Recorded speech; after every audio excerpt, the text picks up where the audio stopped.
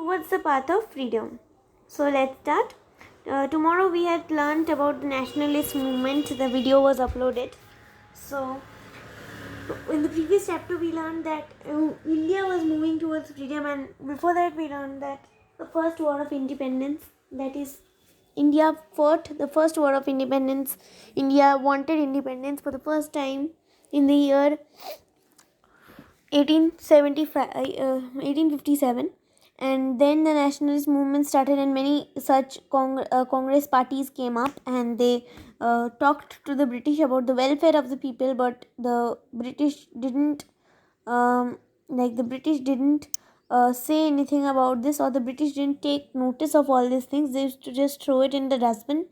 Okay, but now there were some ones who were the revolutionaries who started to kill the British, and to make them aware that okay, we are also there, we can also do many things, that is, we can kill you also. So that's why the British became aware, and then they started to issue various kinds of rights and laws to bring the people of India um, to a great problem, okay, and to accept their supremacy. But the people of India did not do that. Their plan did not work. Okay, they did strikes, hartals, etc. to protect themselves. Okay, so let's start today's chapter, that is the path towards freedom. Okay, now in this chapter we'll learn that India has already got freedom, but stages before that we'll learn that. Okay, one of the most important events of the national movement of freedom was the emergence of Mahatma Gandhi on the nation scene. So if you are asked to write that what is the name one important event of the national movement for freedom, is for to emergence of Mahatma Gandhi on the scene. So Mahatma Gandhi was a barrister educated in England. Okay, so Mahatma Gandhi was a barrister who was educated in England. He went to South Africa and stayed there for 21 years. The date is given over here. Just mark it, or just take a screenshot if you don't know, or write it down, anything. There he fought for the right of non-white using satyagraha. Okay, so they are using this satyagraha. Okay, now what is this satyagraha? We'll come to know that. So he fought for the blacks. Okay, non-white means the blacks and the browns. Okay, so in South Africa also there was discrimination for like white versus blacks. Okay, the blacks were always mistreated by the whites. Okay, so yeah, so then Mahatma Gandhi fought for it, and then he came to India, his own country, and then he began for the he began asking freedom from the British. Okay, but how and what is satyagraha, we'll know first of all. For him, the national movement of freedom was a struggle for truth and justice. So satyagraha means truth and justice. Okay, non-violence was a principle of his philosophy. So he was also a philosopher, and his philosophy's principle was non-violence. Okay, non-violence, I hope you know what's the meaning of non-violence. On his return to India in 1915, Mahatma Gandhi entered the political scene. Okay, so now Mahatma Gandhi started involving in the politics of India. So in the beginning, he led his small movements in Champaran, Ahmedabad and Kheda in order to beget the poor workers their rightful share. Now the poor workers were not educated, okay, and therefore they did not know what was their right share, okay, their rightful share.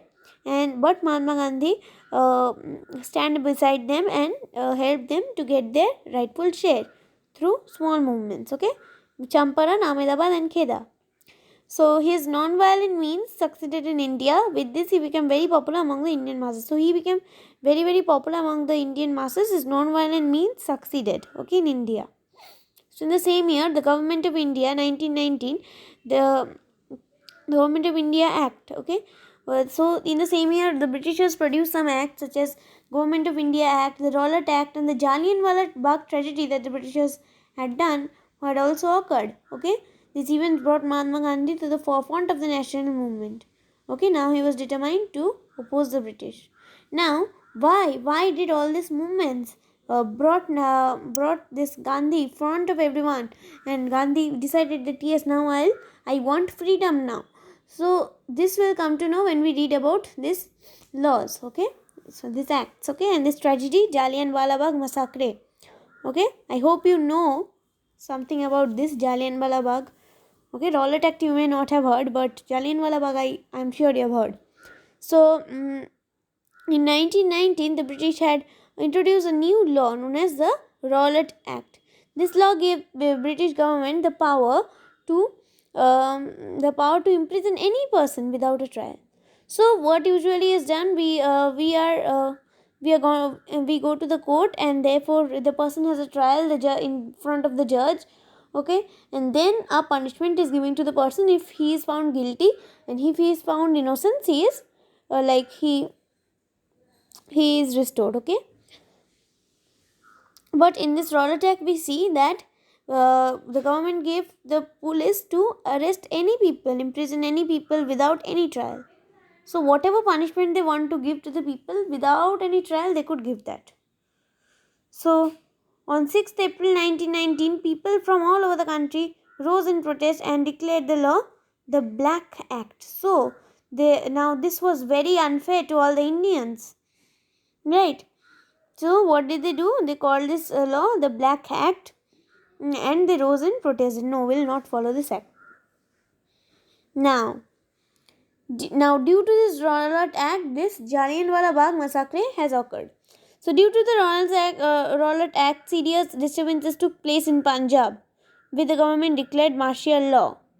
Okay, this was due to the arrest of two national leaders, Satya Pal and Dr. Saifuddin Khichuli, at Amritsar on 10th April 1919. So, due to this Rowlatt Acts, okay, in the implementation of this Rowlatt Acts, the government arrested Satya Pal and Dr. Saifuddin Khichuli, okay, and these two people, I think these two people were the revolutionaries. Okay, not the revolutionaries, but they were the one who protested, okay, the freedom fighters. So on 13th April, only 3 days after that, a peaceful meeting was called. Very, very peaceful meeting, okay, consisting about no hartals, no strike. Please remember, only a peaceful meeting. Where about 20,000 men, women and children were there. Women and children were also there. Please mark it. At a park named Jallianwala Bagh in Amritsar. Okay, it's a very famous park. Most of you who have gone to Amritsar must have seen it also. This park was surrounded by high walls on the three sides with a narrow entrance on one side. So this park had, when you go to this park, you will see that they had three sides surrounded by high walls. On one side there was a narrow entrance, okay, to the park. Now the British commander of the army in Punjab, General Dyer, so what was his name? General Dyer ordered his troops to block the only gate. So what did the troops do? Blocked that gate, the only gate that was in Jallianwala Bagh. And they started to fire the people. Now where would the people go if they blocked one gate?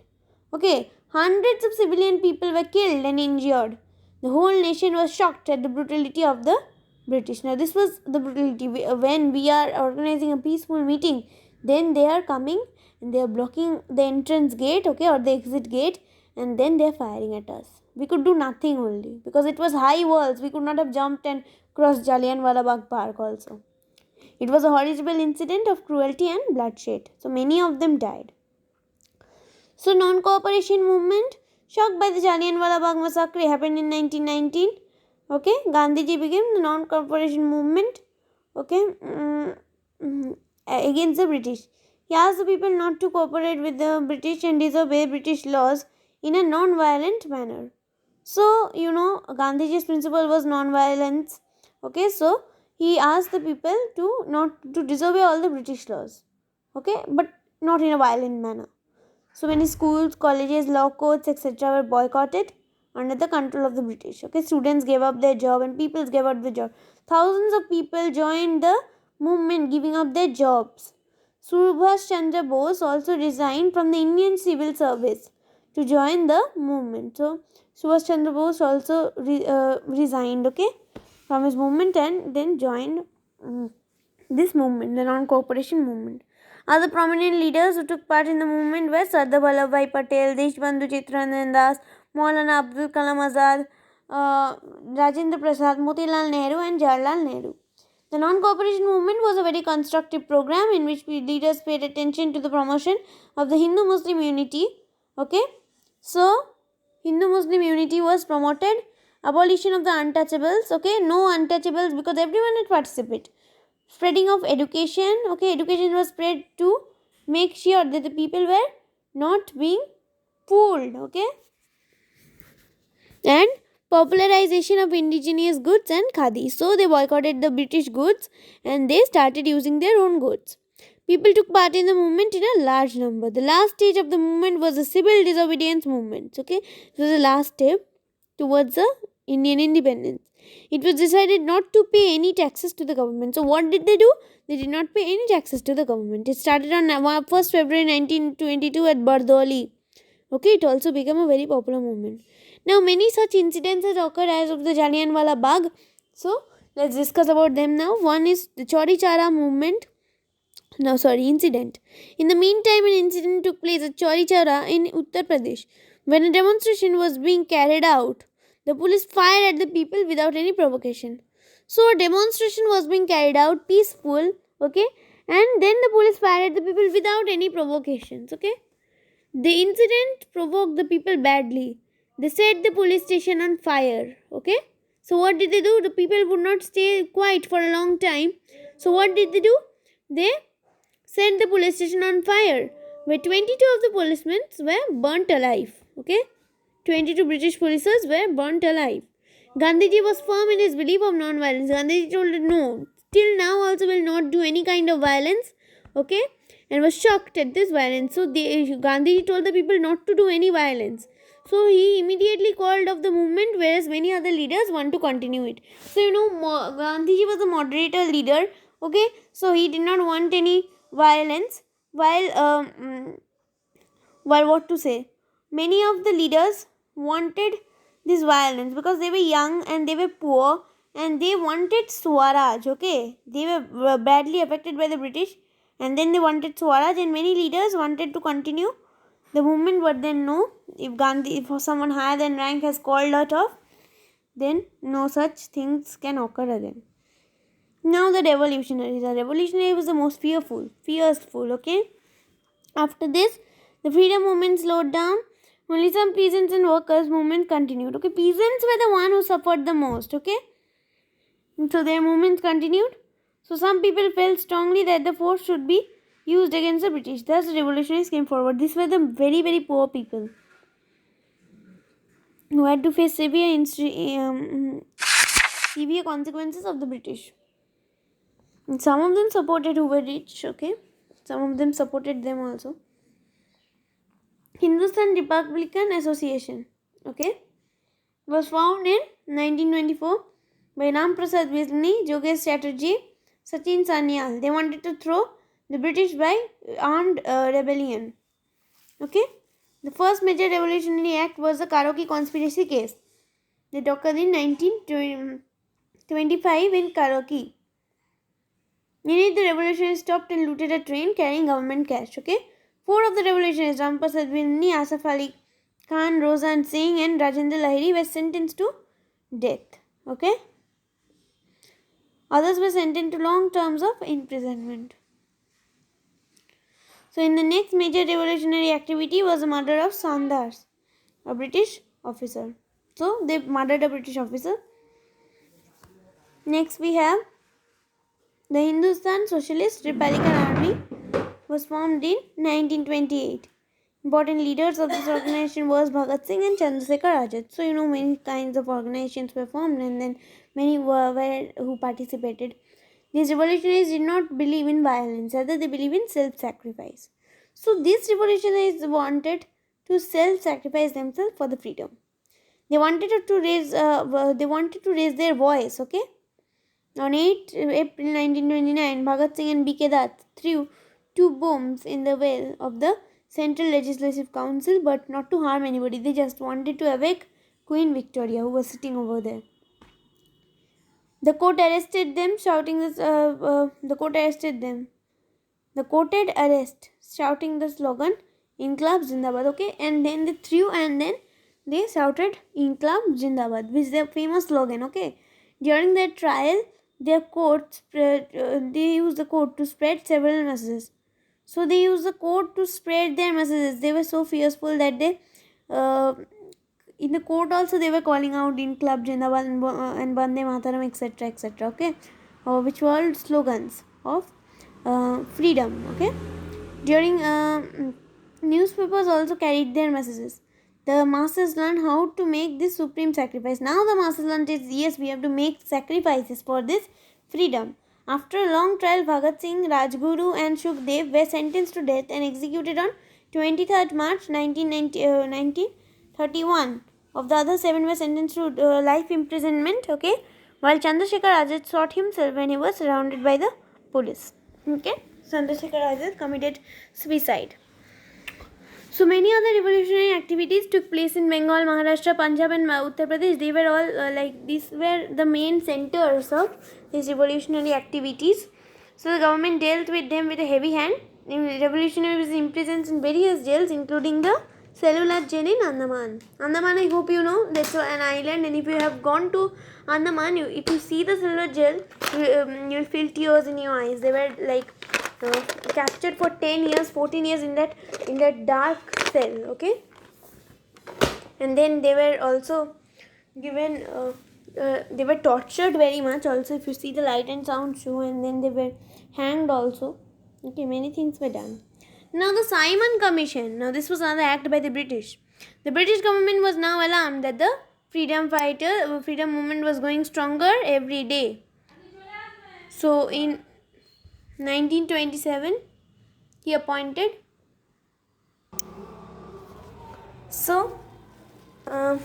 now the now it appointed a commission under the chairmanship of Sir John Simon to handle the law and order in India. So to handle the law and order, they appointed Sir Simon.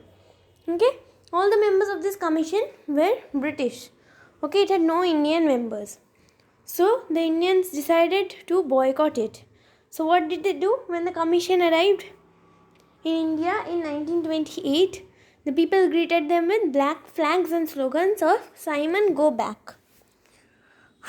So the demonstrators were dealt with lathi charges and firings from the British. As usual, many people and leaders received grave injuries.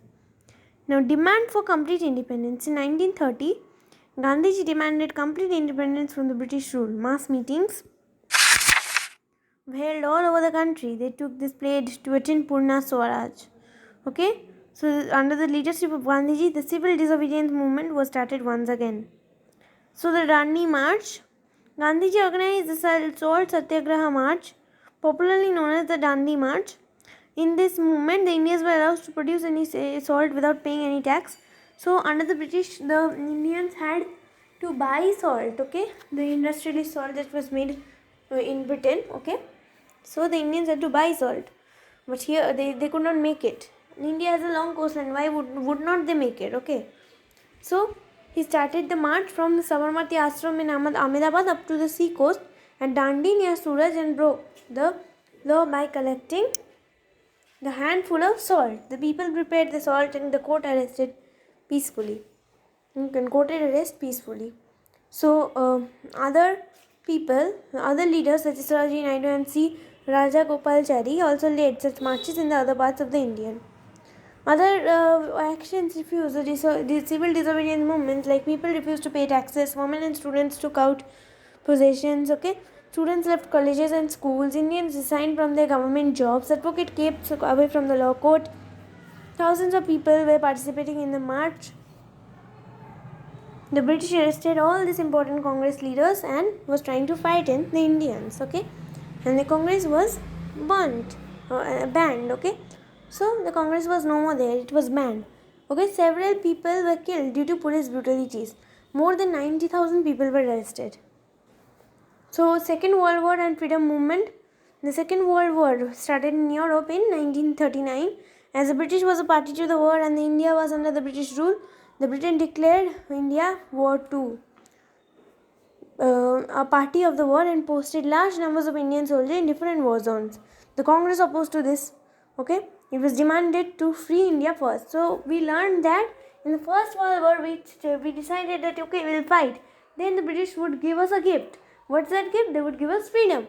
But then they did not do it. Okay, so in the Second World War, we demanded freedom first, and then we'll go and fight for them. On the contrary, the British government chose to suppress the Indian people brutally. So what did the British government do? Beat, killed, arrested, etc., to suppress us. From this result, the Congress resigned from its ministries in 1939. So the Congress was no more, it resigned. Okay. So the Quit India movement, this was the last movement actually. So World War II was the time of suffering for the Indian people. Food was very short and the government was very brutal. Okay. In August 1942, the Congress under the leadership of Mahatma Gandhi launched the Quit India movement. It means go away from India. Gandhiji gave people the message to do or die. Okay. Every man, woman and children was associated with the movement. Every place reverted with slogans of British Quit India or Angrezi of Bharat Chodo. Okay. I hope you understand the meanings. So the British government arrested the Indian leaders including Gandhiji, but the message spread all over the country and the people faced the British repression with tremendous courage and heroism. Okay, so the British tried to suppress as usual, but then they repressed it. Now the Indian National Army, Subhash Chandra Bose was a very important ruler. He was the president of the Congress in 1938 and 1939. He believed that independence could only be achieved by fighting with the British. He was arrested in 1940, but he escaped from prison and reached Germany via Afghanistan. So what did he do in Germany? Let's see. Rashbihari Bose and General Mohan Singh had set up the Indian National Army or the Azad Hind Force in Japan. In 1979, he went to Singapore and recognized the Indian National Army among the Indian soldiers.